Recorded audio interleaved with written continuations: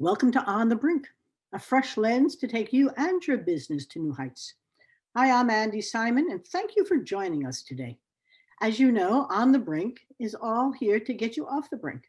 My job is to help you see, feel, and think in new ways so that you can change. And people hate to change. So I have to bring you great people who are going to help you see things through a fresh lens. And if you can, all of a sudden your brain will have this epiphany and I'll go, oh, I can do that. And that's what I'd like to do. So today I have the honor of bringing you Emma Mills-Sheffield, all the way from the UK. Now, I was honored to be interviewed by her for a blog that she writes, but I think you would like to know more about her. I love her mantra, life is short, so let's crack on. She is a Brit, sort of. And so we're going to talk about how to crack on, a little bit about why she's so important for you today. Emma started an organization called Mindset Up, her consulting business. And she spent 15 years in industry leading major sales pursuits, sales efficiency projects, process improvements, all kinds of things. Worked for KPMG and in the creative and digital industries, has experience across the public sector.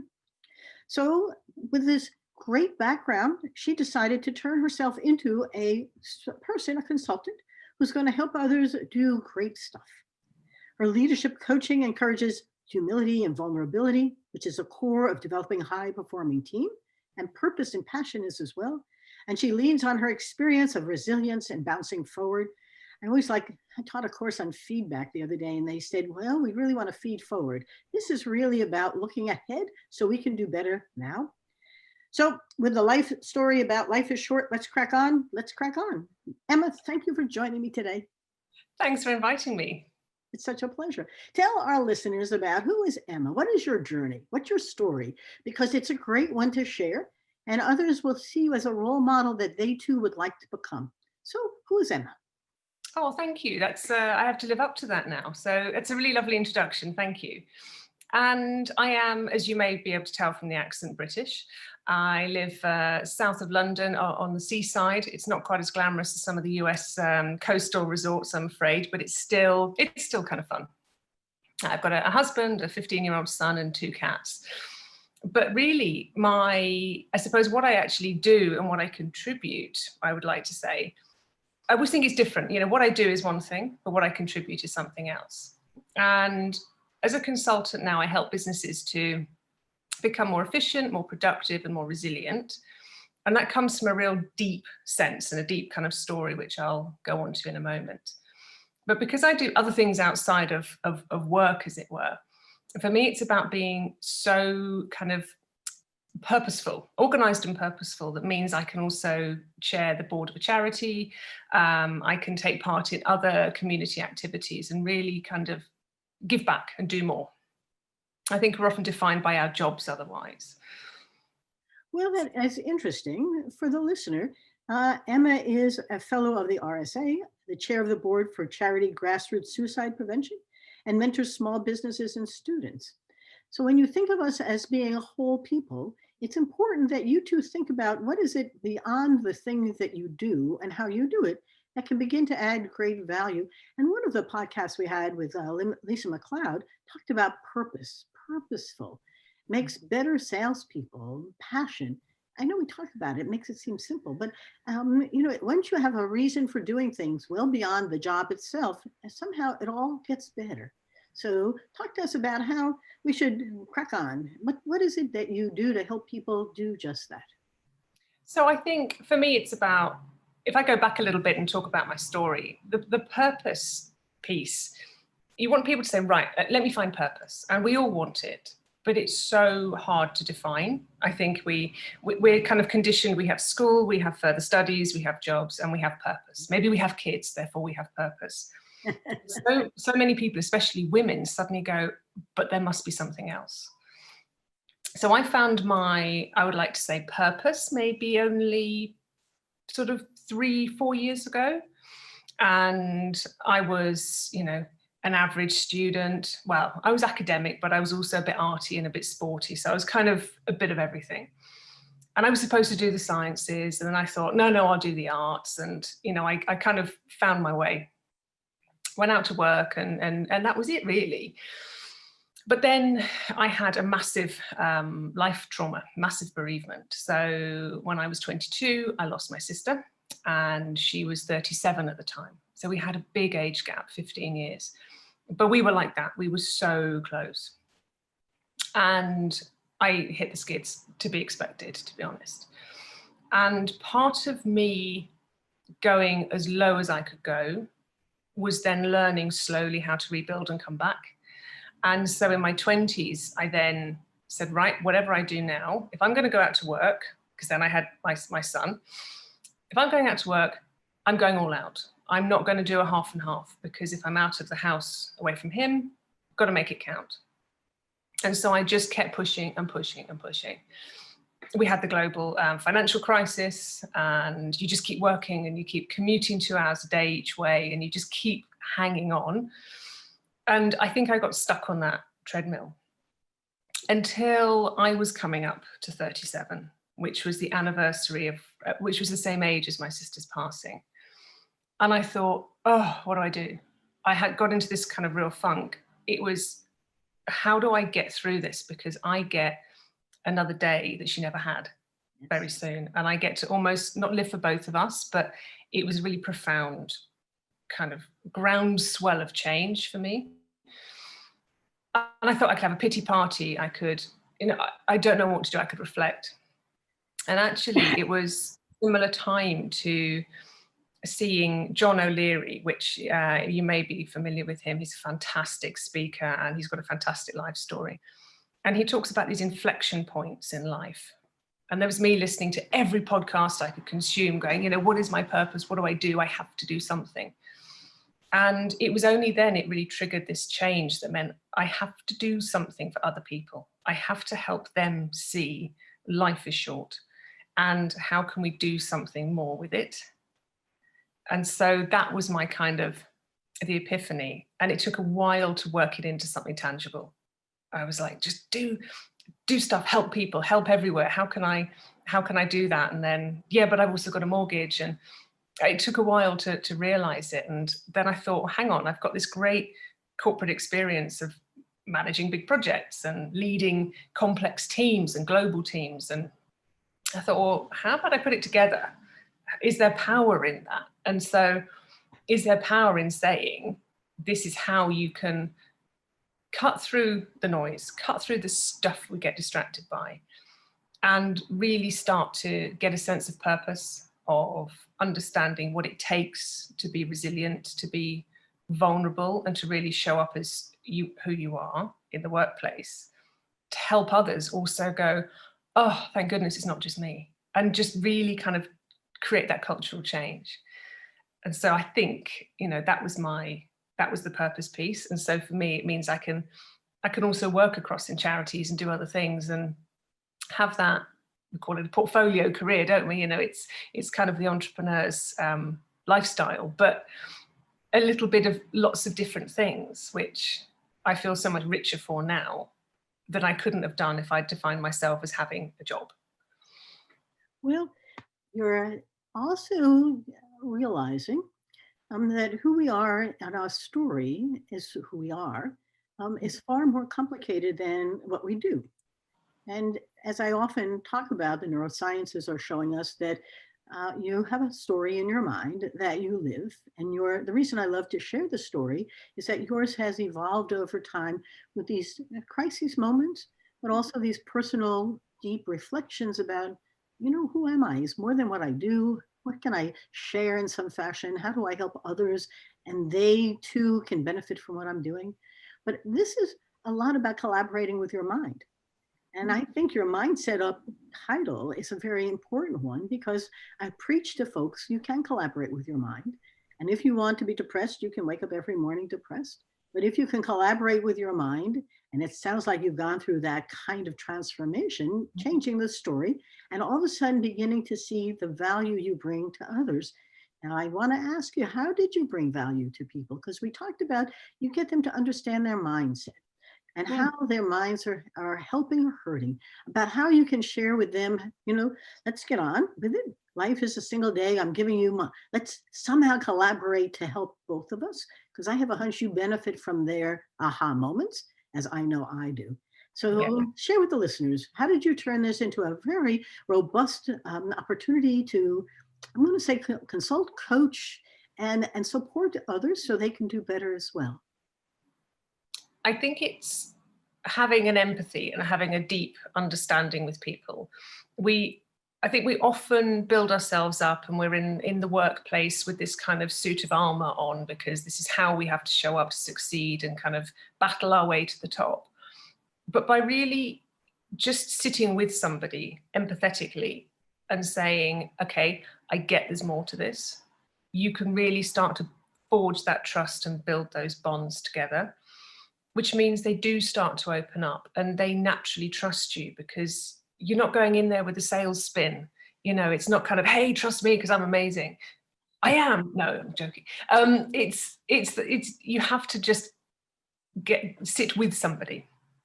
I think there's no, you know when something's not right and you know when somebody's got too many layers and walls built up. And there's a time and a place for us to do that. But I think it's exhausting when you're trying to do that constantly in the workplace or in your business or at home. So by understanding, being vulnerable, and Brené Brown talks a lot about this, vulnerable and being humble, you build trust. You listen, you feel with people. And I always felt I didn't want to be defined by my story. And so I built a wall up. And for many years, it was like, nope, this doesn't define me. Then I realized actually it was my strength because it meant I could understand people better. And that was the aha moment for me. It was like, oh, I get it. This is why I don't, you know, I can sniff out the toxic environment and think, no, not for me. I don't want to play in that space because there's too many politics, there's too many egos, there's lots of, there's too many battles going on. It's interesting listening to you because on the material you sent to me, I thought we would be talking about tactical and practical things like business strategy or organizational development or leadership coaching.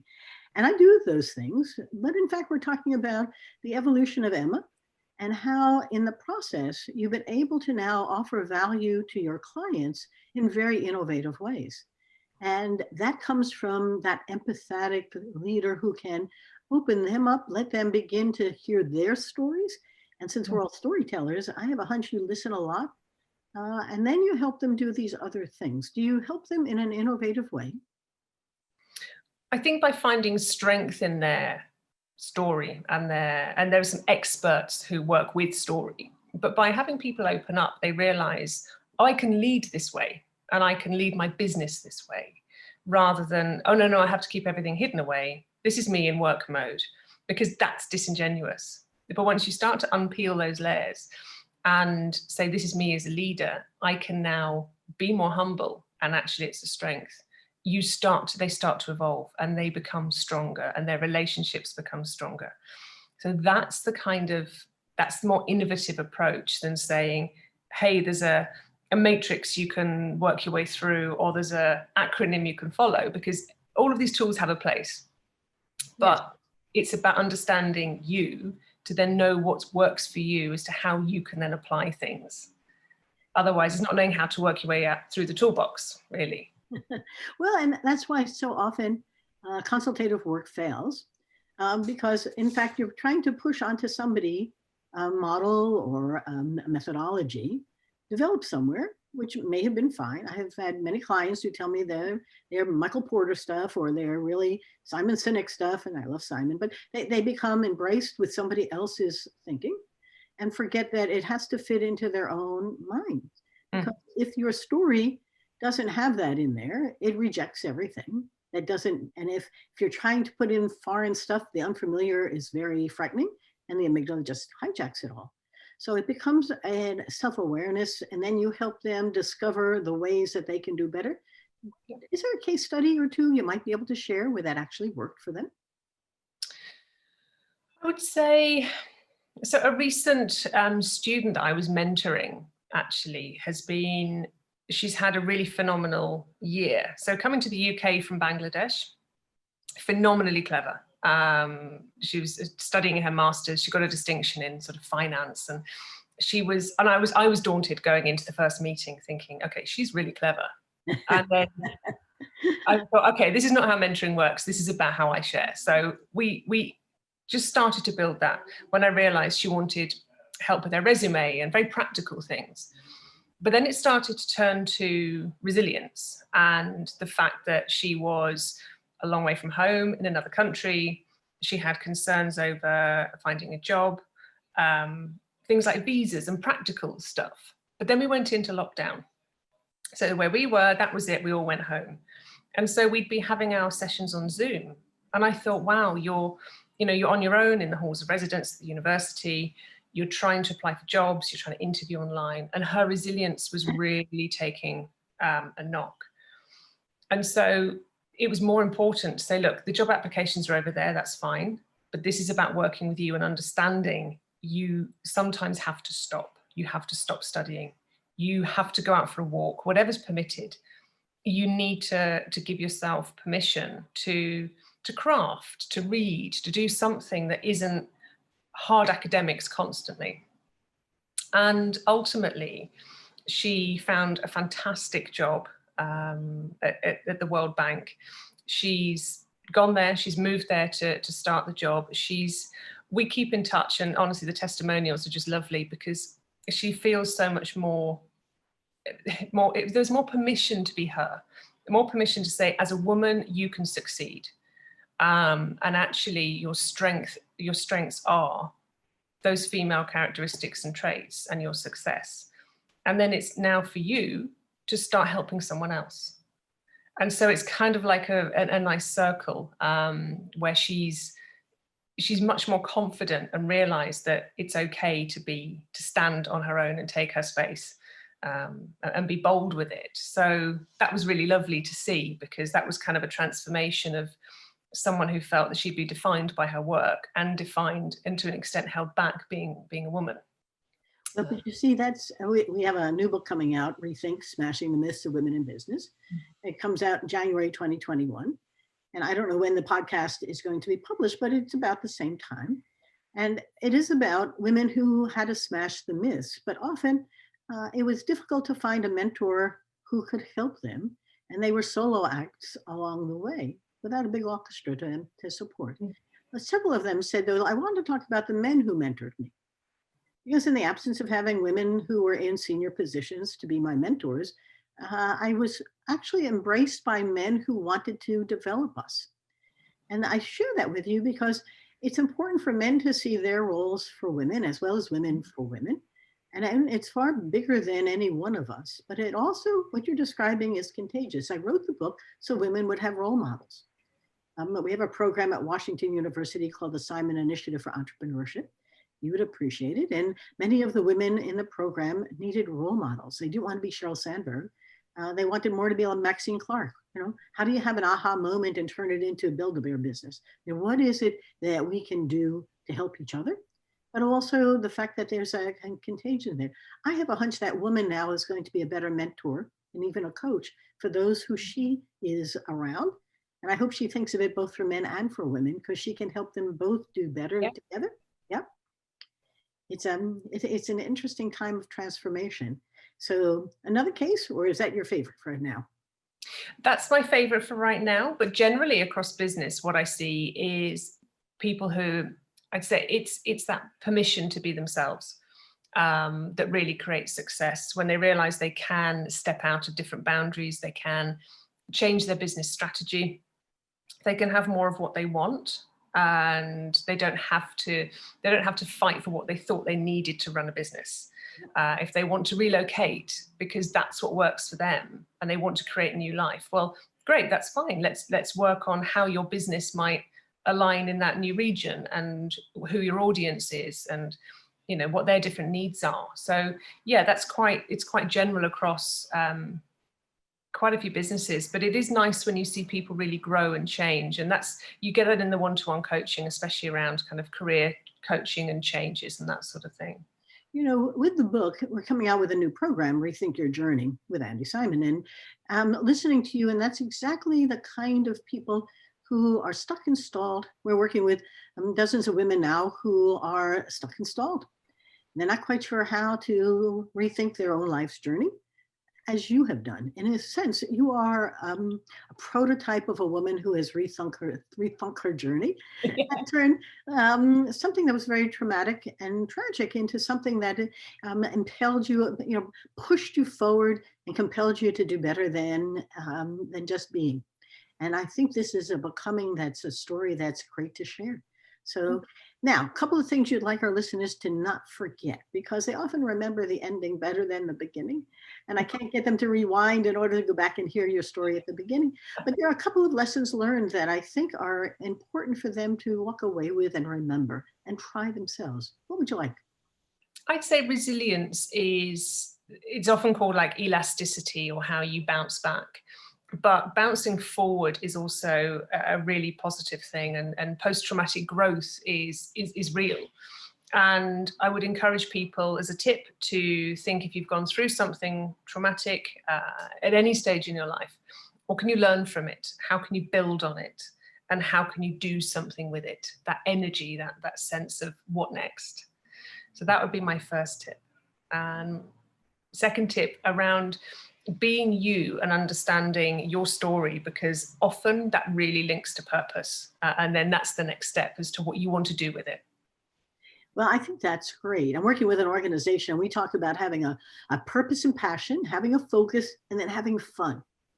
And I want to emphasize a little bit that don't think that this is all, I don't know why work is seen as hard and the opposite is fun, which is not work, but you are one person, to your point. And the inside, the workplace, and the outside are the same, although sometimes we forget about it. People ask me about life-work balance. I said, let's figure out how to make a life that's balanced everywhere you are, because it's hard to do one without the other and vice versa. And I'm a devoted person who loves the work I do, but I also have a great deal of fun doing it, but also afterwards. So I'll add a little fun to your members. If they want to reach you, Emma, where is the best place to get a hold of you?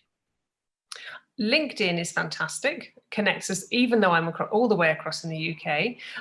So you can find me on LinkedIn, but also on my website, www.mindsetup.co.uk. I love working in the States, and I've done it in the past. So I used to fly in and fly out like Mary Poppins, but it's something that I love to do. So don't think that we need be strangers because of the distance.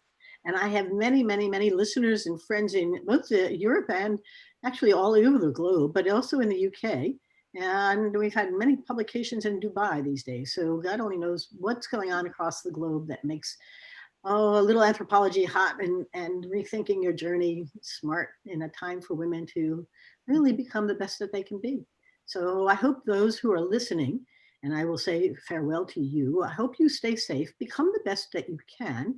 Remember my new book, Rethink, with that Rethink, Smashing the Myths of Women in Business, is out in January 2020. And it's available on all the major booksellers and Amazon, Barnes and Noble. You can buy it in bulk on Porchlight. But I'm sharing with you the stories of 10 women and myself, like Emma, who can be role models for you and for others. And some of the reviews that are coming out are touching. One gentleman gave us 5 stars on a wonderful review and said, I think of this book for my daughter who's 17, and I've been worried about what she will become. At first, I don't want the platitudes, but here I have women who've done it, and they are perfect role models. I remember Marian Edelman's quote, if you can't see it, you can't be it. And so the whole idea is look, see, and then you can become. This has been such fun. Thank you, Emma. It's been such a pleasure. Thank you for joining my podcast. It's been wonderful. I'll say goodbye to everyone. Please stay safe, stay well, and smile. Have fun.